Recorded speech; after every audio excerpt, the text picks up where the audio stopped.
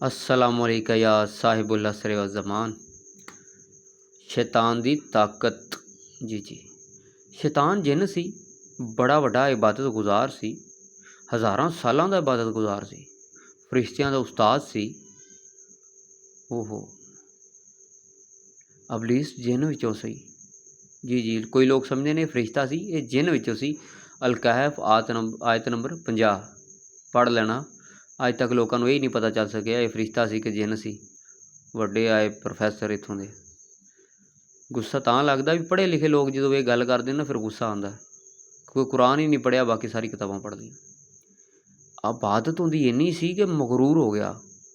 इलम इन्ना सी शैतान को कि अल्लाह नाल ही टक्कर ले ली। जी, इन्ना मगरूर हो गया इलम के नशे विच कि अल्लाह नाल ही टक्कर ले ली। जी, इवें हुंदा है कि कई बारी शागिर्द हुंदे ना, नवें नवें आए तो कुछ नहीं कहते, जो थोड़े जे कारीगर हो जाते हैं कि उस्ताद नूं कुछ नहीं समझते। तो शैतान तो हज़ारां साल का आबद सी। एक गल जे, लानती होने तो पहले शैतान भी बड़ा वड्डा मौजज़ तरीन इबादत गुजार सी। जी, कहते ना बंदा बड़ा मौजज़ है तो गलत काम कर ही नहीं सकता। शैतान तो हज़ारां साल का मौजज़ तरीन बंदा सी, ठीक है, इबादत गुजार सी। पर पता लगा कोई जाहिल होने का इन्हें नहीं ना, बस। अच्छा, हुण अगली गल, अल्लाह हर जगह पर मौजूद है। जिथे किते भी अल्लाह का नाम लिया जाता ना, जिस किसी कौम के भी अल्लाह का नाम लिया जाता, चाहे वह भगवान कहन, चाहे वह गॉड कहन, चाहे कुछ भी कहन, अल्लाह नूं पुकार देन, उत्थे नाल शैतान का नाम भी जरूर आउंदा है। जी, जिथे जिथे भी किते अल्लाह का नाम लिया जाता है, जिस जिस जगह पर भी कि अल्लाह है किते, तो उत्थे नाल शैतान का भी नाल आउंदा है। ठीक सुनिया शैतान की पावर। अल्लाह भी दिलों के राज जानता है, शैतान भी दिलों के राज जान लेंदा कि इहदे दिल विच की है। अल्लाह भी दिल दे विच किसी दे कोई गल पा दिंदा है, शैतान भी वसवसा पा दिंदा है। हालांकि किसी दे दिल की गल पढ़ना सौखा हुंदा है उहदे चेहरे तो वेख के, लेकिन उहदे दिल विच गल पाना ये बड़ा औखा हुंदा है। पर शैतान ये काम कर लेंदा, वसवसा पा दिंदा है। अल्लाह अपने बंदियां की मदद करता है, शैतान अपने बंदियां की मदद करता है। अल्लाह के बंदे चिल्लियां नाल रियाजतां के जरिए, जिस तरह कि मलका बलकीस का तख्त अख झपकण तो पहले ही लियाण ते कादर हुंदे ने। आसफ बरखिया वो सुलेमान अलैहिस्सलाम के दौर के वो अख झपकण तो पहले ही तख्त लैके आया सी कुरान पाक च कि उन्होंने हाले थोड़ा जिहा इलम अता किया सी किताब का, थोड़ा जिहा इलम, तो वह लै आया सी।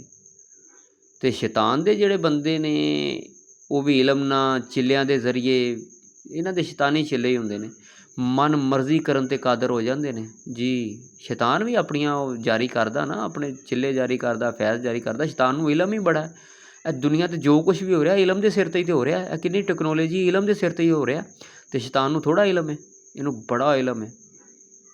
अज जिन्नी भी तुहाडी टैक्नोलॉजी इलम के सिर ते आ, तो शैतान तो बड़ा पुराना पापी है, इनू किहड़े इलम का नहीं पता। अच्छा, अल्लाह मोमना का वली अल्लाह हुंदा है, जबकि काफरां दा वली शैतान हुंदा है। जी, जिन्ने भी मोमन लोग ने, वली लोग ने, उन्होंने वलायत अल्लाह वालों मिलती है। मौला अली अलैहिस्सलाम, यानी कि सिलसिला यह ही अल्लाह वालों ही है। अल्लाह की तरफों उन्होंने वलायतां मिलदियां, ते काफरां नूं जिहड़ी शैतान वालों वलायत मिलती, इन्हें भी अपने वली रखे हुंदे ने।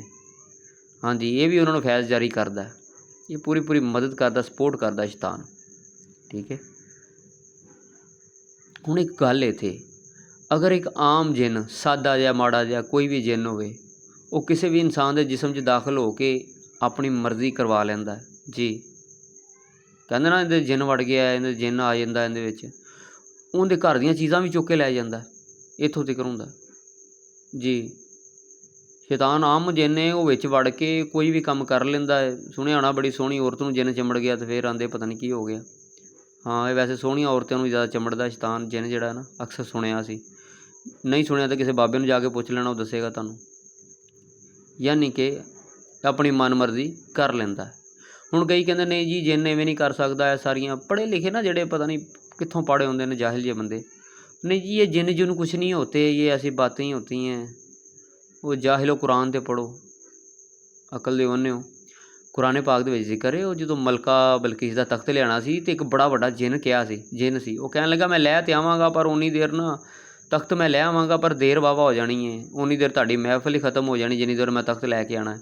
यानी कि जिन जिहड़ा हुंदा है वो इन्नी ताकत रखदा है कि कोई चीज़ किते लैके भी जा सकदा है।